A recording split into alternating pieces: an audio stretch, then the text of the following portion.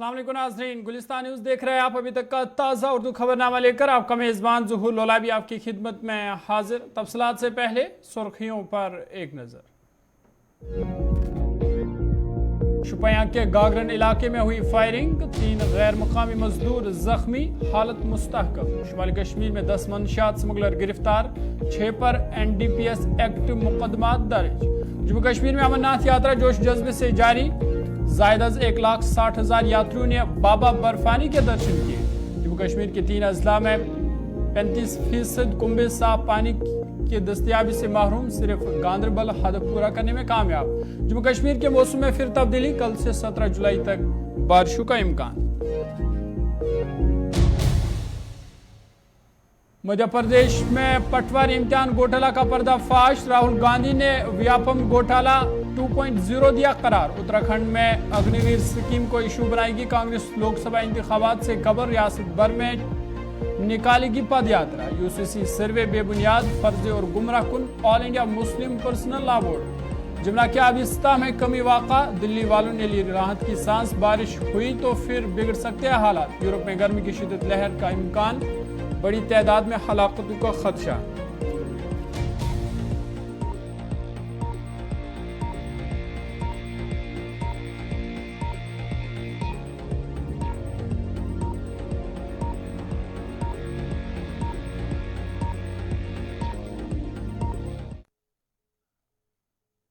सुर्खियों के बाद खबरें तफसीलात के साथ। सबसे पहले बड़ी और अहम खबर आपको बता दें, LG मनोज सिन्हा आज SP हायर सेकेंडरी में एक तकरीब से खिताब कर रहे थे। SP higher secondary school Srinagar में मरबूत कम्युनिकेशन और आउटरीच प्रोग्राम की इख्तितामी तकरीब से खिताब के दौरान LG मनोज सिन्हा ने गुज़िश्ता 9 सालों का जिक्र किया। उन्होंने कहा कि गुज़िश्ता 9 सालों में मुल्क नई तरक्की की ओर बढ़ गया और आज मुल्क नई तरक्की को छू रहा। उन्होंने कहा कि आवास योजना के तहत 3 करोड़ लोगों को, बेघरों को घर मिले और कई लोगों को LPG कनेक्शन भी फराहम किए गए। उन्होंने जो पहल की है वो निश्चित रूप से स्वागत योग्य है। हम कहते हैं कि मीडिया इज द मैसेज। जनसंचार में हम जो माध्यम चुनते हैं वही तय करता है कि आप जो कहना चाहते हैं वह लोग सुन पा रहे हैं, समझ पा रहे हैं या नहीं। इंटरैक्टिव और लेटेस्ट टेक्नोलॉजी पर आधारित इस मल्टी मीडिया कैंपेन एक और अहम जिम्मेदारी है, आम जनता को उनके अधिकारों से जागरूक कराना और उनके लिए चलाए जा रहे कल्याणकारी कार्यक्रमों की जानकारी उन तक पहुंचाना। मुझे लगता है इस बात का हमेशा ध्यान रखा जाना चाहिए कि समाज के सभी वर्गों की सामर्थ्य शक्ति को पहचान कर उसे अधिक से अधिक अवसर तभी उपलब्ध कराए जा सकेंगे जब टू वे कम्युनिकेशन होगा। एक बात मैं कहना चाहूंगा, ये जो रिपोर्ट कार्ड आपने प्रदर्शनी के माध्यम से देखा, ये 9 वर्षों के कामों का लेखा जोखा नहीं है, बल्कि मैं मानता हूं कि देश के करोड़ों नागरिकों के सपनों, उनकी आकांक्षाओं का एक प्रतिबिंब है। अनेक सेक्टर में मात्र उपलब्धियों के आंकड़े नहीं, बल्कि लंबे समय के बाद मुख्य धारा से जुड़े समाज के कमजोर, गरीब लोग, वंचित लोग और ग्लोबल ग्रोथ से जुड़े मिडिल क्लास की ख्वाहिश के पूरे होने की आहट भी। लंबे समय तक विश्व में हमारे देश की एक छवि बनी थी। अनेक लोग कहते थे कि भारत एक ऐसी समृद्ध भूमि है जहां गरीब लोग रहते हैं। India is the rich land where poor people live. पिछले 9 वर्षों में आज कहा जा रहा है कि भारत एकमात्र भूमि है जिससे पूरी दुनिया को नई आशा, नई आकांक्षा प्राप्त हो रही है। और अब कहा जा सकता है India is the only land in this world which offers new hope, new aspiration to the world today.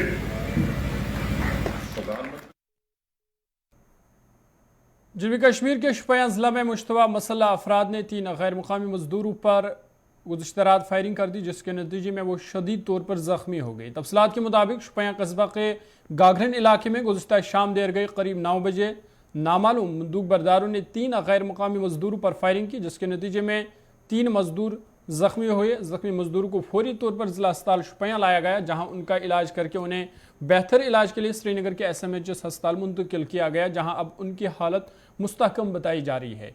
जख्मी मजदूरों की शिनाख्त अनमोल कुमार वल्दे अमरदीप, हीरा लाल यादव वल्दे दारसी यादव और पिंटू कुमार वल्दे सुशील कुमार की बतौर हुई है। तीनों सेपुल बिहार के रहने वाले हैं। इधर तमाम सियासी व समाजी रहनुमाओं ने इस हमले की मजम्मत की है और हमलावरों को पकड़ने के लिए सिक्योरिटी फोर्स की कोशिशें जारी है। ताम इलाके में मामूलात जिंदगी बहाल है।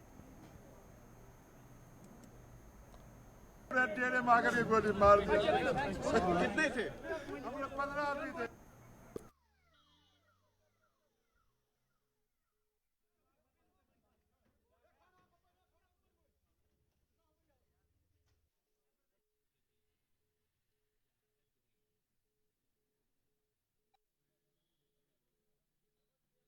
देखिए, इस वक्त हम वहीं पे मौजूद है जहाँ पे कल शाम जो है अननोन गनमैनों ने 3 नान लोगों को इंजर्ड कर दिया। इस वक्त बिल्कुल हम वहीं पे मौजूद है। ये वो कमरा है जहाँ पे वो खाना पका रहे थे और उतने में जो है कुछ गनमैन आए और उन्होंने जो है अंधाधुंध फायरिंग की है। आपको मैं अंदर भी ले चलता हूँ कि जहाँ पे वो बैठे थे और आपको मैं ये भी बताना चाहता हूँ कि यहाँ पे वो बैठे थे और ये वो जगह आप देख रहे हो कि ये यहाँ पे वो खाना पका रहे थे और उतने में से जो है अननोन गनमैन आए और उन्होंने जो है अंधाधुंध फायरिंग की है, जिसमें से जो है 3 नान लोकल शदीद तौर पे जख्मी हुए हैं। मैं आपको पूरी विजुअल्स के दिखाने की कोशिश करूंगा। ये वो बुलेट है जहां पे वो गोली लगी है।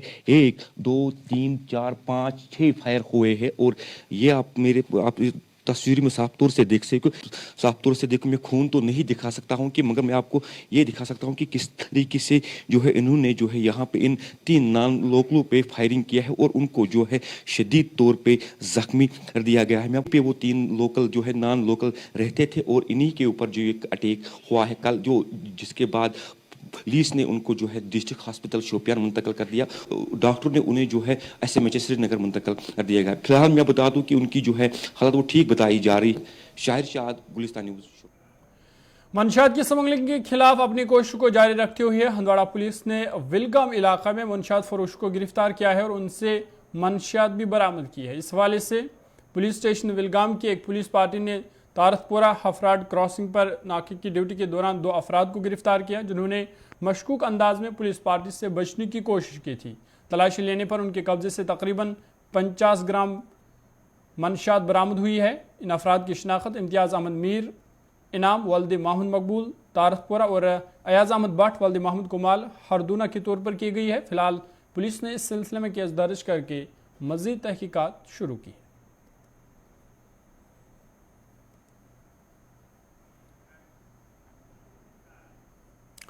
जम्मू कश्मीर में अमरनाथ यात्रा अकीदत व जोश जज्बे से जारी है और जम्मू के भगवती नगर बेस कैंप से यात्रियों का बम बम बोले के नारों के बीच कश्मीर की तरफ रवाना होने का सिलसिला भी इंतहाई जोश व खरोश से जारी। आज सुबह भगवती नगर बेस कैंप से और एक जत्था कश्मीर की ओर रवाना हुआ, जिसको सख्त सिक्योरिटी बंदोबस्त के बीच बालतल और ननवन बेस कैंपों के लिए रवाना किया गया। इधर ननवन और बालतल बेस कैंप के लिए यात्रियों का पवित्र गुफा की ओर रवाना होने का सिलसिला भी जारी है। गुज़िश्ता रोज 16,061 श्री अमरनाथ जी यात्रियों ने पवित्र गुफा के दर्शन किए, जिनमें 12,701 मर्द, 2,945 खवातीन, 236 बच्चे, 176 साधु और 3 साधुएं शामिल थी।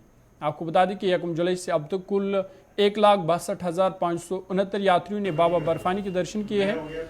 इधर chief secretary doctor Arun Kumar Mehta ने पंचतरनी से बालतल का वसी दौरा किया। उन्होंने अफसरान की एक मीटिंग की सदारत भी की और श्री अमरनाथ जी के लिए यात्रियों के इंतजामात का जायजा भी लिया। चीफ सेक्रेटरी ने यात्रियों के लिए रखे गए इंतजामात बिशमुल सफाई के इंतजामात, क़याम उताम, पीने के पानी, खीमे और लंगर की सहूलियात, सेहत, सिक्योरिटी और दीगर इंतजामात के बारे में भी चीफ सेक्रेटरी को ब्रीफ किया गया। उन्होंने अफसरान पर जोर दिया कि वो हम आहंगी के साथ काम करें और ज़ायरीन को हर मंजिल पर ज़रूरी खिदमात और बुनियादी सहूलियात की फराहमी के लिए भरपूर कोशिश करें, ताकि इस मजहबी यात्रा को अक़ीदतमंदों के लिए यादगार और ज़िंदगी भर का तजुर्बा बनाया जा सके।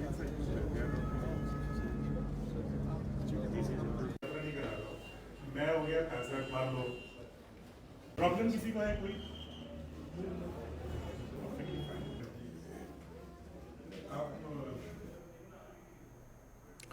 जम्मू कश्मीर में बढ़ती महंगाई ने आम लोगों का जीना मुश्किल बनाया है और इसका असर अब तकरीबन जम्मू कश्मीर के हर अजला में देखा जा रहा है। इस हवाले से खित्ते चिनाब डोडा के लोगों का कहना है कि सब्जियों की बढ़ती हुई कीमतों से लोग परेशान हैं।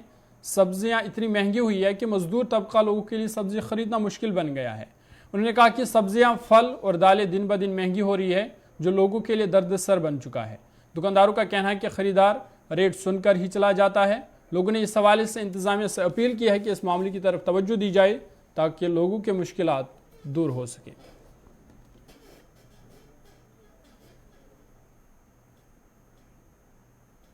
ये है कि ये जो बेसिक एम्यूनिटीज थी जिंदगी गुजारने की, चाहे वो गैस था, चाहे वो दाल है, चाहे वो चावल है, चाहे वो मीट है, चाहे वो टमाटर है, चाहे वो राशन है, ये सारी चीज़ें इतनी अनचेक्ड इस वक्त हैं। मुझे समझ नहीं आता है कि 370 तोड़ने के बाद जो वादे किए गए थे उसका उलट हो रहा है। बदकिस्मती ये है कि इसमें कोई भी चेक, कोई अथॉरिटी, कोई गवर्नमेंट ये नहीं देख रही है कि यार ये गरीब आदमी जो मिडिल क्लास यहाँ का जम्मू कश्मीर का था वो खाएगा क्या, वो बच्चों को पालेगा कैसे। बदकिस्मती ये है कि रेट आसमान छू रहे हैं और गवर्नमेंट ऑफ इंडिया हो या जम्मू कश्मीर की गवर्नमेंट हो या एलजी सरकार हो, वो उस पर कोई भी टिप्पणी करने के लिए तैयार नहीं है। मैं आपके चैनल की वसादत से एलजी साहब से रिक्वेस्ट करता हूं कि एलजी साहब जागो, देखो जम्मू कश्मीर की इकोनॉमी इस वक्त 0 पे है और गैस सिलेंडर का रेट 1200 रुपए है। लोगों को आप एक महीने के लिए एक आदमी को आप 5 किलो राशन देते हो, इससे बड़ी बदकिस्मती क्या। महंगाई जो है वो इस टाइम अपने उरूज पर है और इसका नुकसान खुसूसन गरीब लोगों को हो रहा है। गरीब लोगों के घरों में अब चूल्हा जलना बहुत मुश्किल है। अगर हम खुसूसन बात करें टमाटर की, जो 200 रुपये किलो है, अब देहातों में मिलता नहीं है। और जो मिडिल क्लास लोग हैं या जो बीपीएल वाले लोग हैं, बिलो पॉवर्टी के जो लाइन के जो लोग हैं, उनके लिए अब घर चलाना बहुत मुश्किल हो रहा है। हमें लगता है कि आने वाले वक्त में जो है फेमाइन यानी भुखमरी का जो सामना करना लोगों को पड़ेगा, भुखमरी का सामना करना पड़ेगा और काफ़ी लोग भूखे रह सकते हैं। क्योंकि अगर आज हमारे पास टमाटर अवेलेबल नहीं है या हम ग्रो नहीं कर पाए या क्या रीज़न रहा जो टमाटर मार्केट में नहीं है या महंगा पड़ रहा है, तो अगर इस तरह हमें चावल महंगा पड़ गया या आटा हमें महंगा हो गया तो गरीब खाएगा क्या, गरीब के बच्चे खाएंगे क्या। ये सारा नुकसान जो है गरीब के सर पे आता है। क्योंकि जिन लोगों के पास थोड़ा बहुत पैसा होता है वो कुछ ना कुछ गुजारा कर लेते हैं, लेकिन जिनके पास 400 दिहाड़ी कमाई होती है वो अपना घर का चूल्हा कैसे चलाएंगे। जो महंगाई है आसमान छू रही है।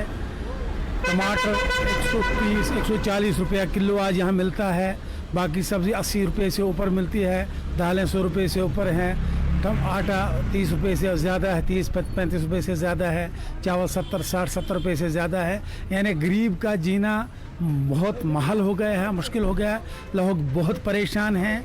मेरी एलजी इंतज़ामिया से गुजारिश रहेगी और ख़ासकर यहाँ के एडमिनिस्ट्रेशन से गुजारिश रहेगी कि इस बढ़ती हुई महंगाई पे थोड़ा रोक लगाकर इस गरीब आवाम की मदद फरमाएं। क्या लगता है आपको इससे बेरोजगारी बढ़ सकती है? बेरोजगारी पहले ही बहुत बड़ी है, इससे फाका कशी का शिकार हो सकते हैं और लोग बेकज़ा फाका मर जाएंगे और लोग बहुत परेशान हैं। गरीब आवाम बहुत परेशान है जो गाँवों में रहते हैं, जिनकी फरियाद कहीं तक पहुँचती नहीं है। मुझे उम्मीद है कि आपकी वसातत से एलजी इंतज़ामिया और ये एडमिनिस्ट्रेशन, ज़िला एडमिनिस्ट्रेशन महंगाई पे रोक लगाने की कोशिश करेगी और इस गरीब आवाम को किसी न किसी तरीके से राहत पहुंचाने की कोशिश। चलिए आगे बढ़ते हैं। आपको एक बार फिर से बता दें कि जम्मू कश्मीर में अमरनाथ यात्रा जोश जज्बे से जारी है।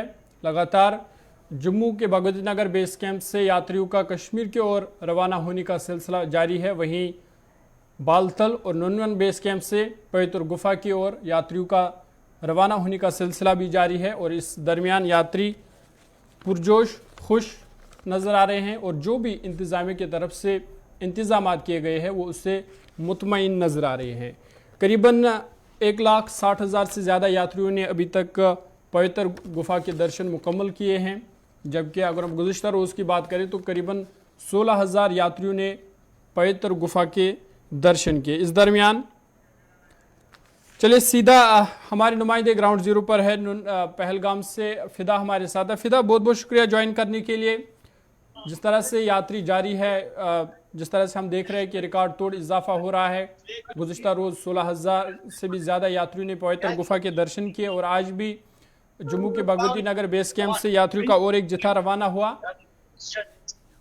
देखिए, मैं आपको बता सकता हूँ जोहर की श्री अमरनाथ की यात्रा जो है वो जारी है और काफी जोशो खरोश के साथ अभी भी आज का जत्था भी वैसा ही देखने को मिला जो पहले दिन नजर आ रहा था। एक बार फिर यात्रियों ने सरकार के साथ साथ जिला इंतजामिया का शुक्रिया अदा करते हुए यही कहा कि जो इंतजामात हमने भगवती नगर जम्मू से लेकर पवित्र गुफा तक देखे हैं उसके लिए हम शुक्रगुजार है। श्री अमरनाथ जी श्राइन बोर्ड के साथ साथ लेफ्टिनेंट गवर्नर और जो जिला इंतजामिया अनंतनाग है। लेकिन यहाँ पर रिकॉर्ड तोड़ यात्रा जो है कहीं ना कहीं पे नजर आ रही है, जैसे कि लाखों की तादाद में अभी तक जो श्रद्धालु हैं उन्होंने अपनी यात्रा मुकम्मल करके वो घर लौट गए हैं। लेकिन जहाँ पर हजारों की तादाद में जो जत्था भगवती नगर से पवित्र गुफा के लिए पहुंचते हैं, चाहे वो नूनवन बेस कैंप हो या बालटाल के रास्ते से जितने भी जो श्रद्धालु हैं वो जाते हैं, तो उनके मन में एक ही सोच होती है कि कब वो बाबा के दर्शन करेंगे और बाबा के दर्शन के बाद कब वो लौट आएंगे। और कहीं ना कहीं पे इस बार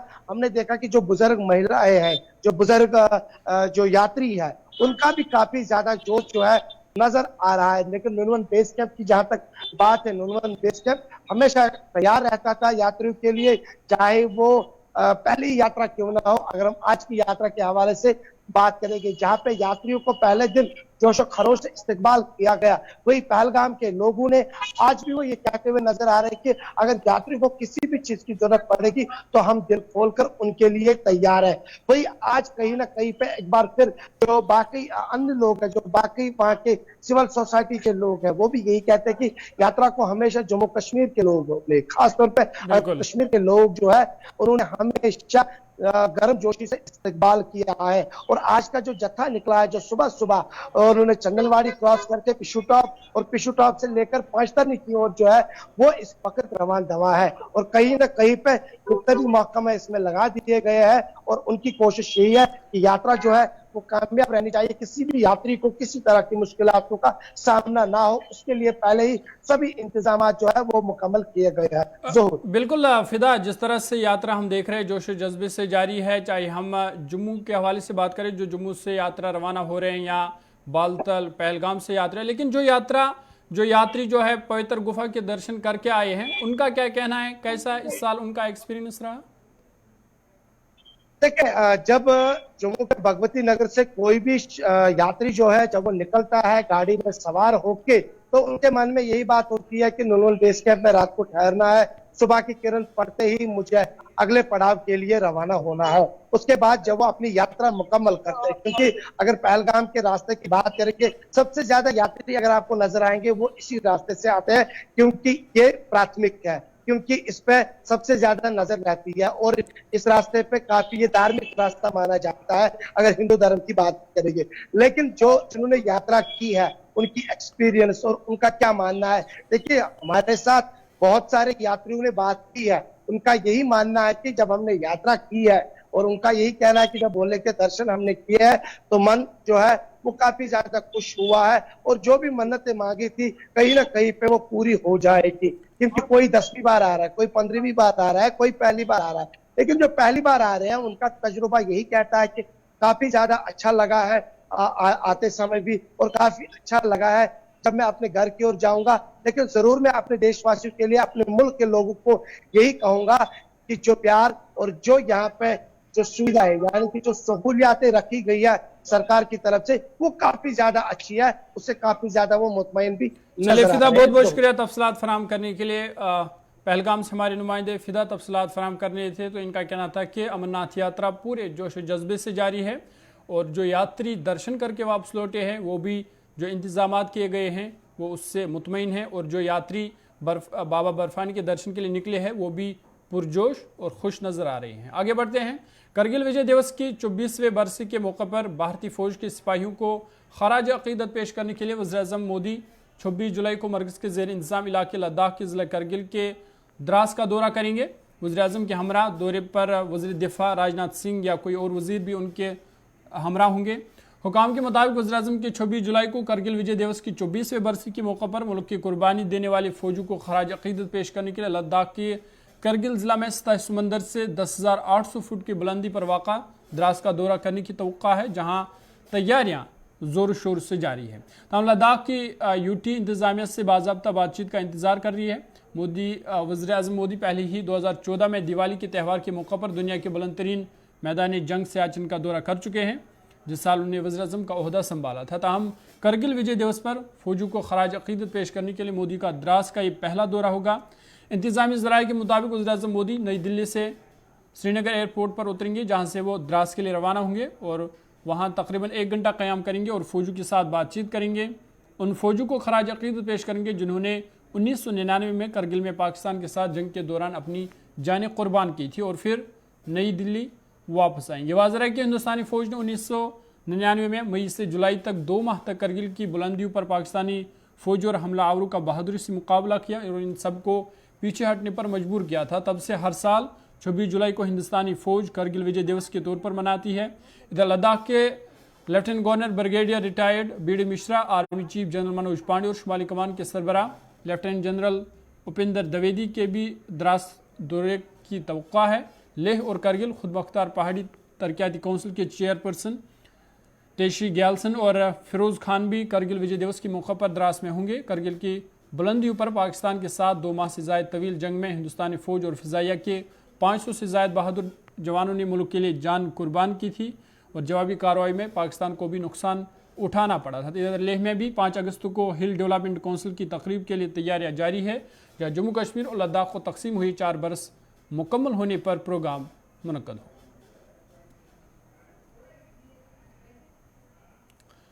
मरकज़ी वज़ीर इत्तलात व नशरियात अनुराग ठाकुर ने ऐलान किया है कि उनकी वज़रात हिंद चीन सरहद के साथ वाक़ा देहातों के दूर दराज इलाकों में मुफ्त दूरदर्शन DTH कनेक्शन की फराहमी को यकीनी बनाएगी। ठाकुर ने यह भी कहा कि इन दूर दराज देहातों के मकीनों के लिए बेहतर मोबाइल कनेक्टिविटी को जल्द ही यकीनी बनाया जाएगा।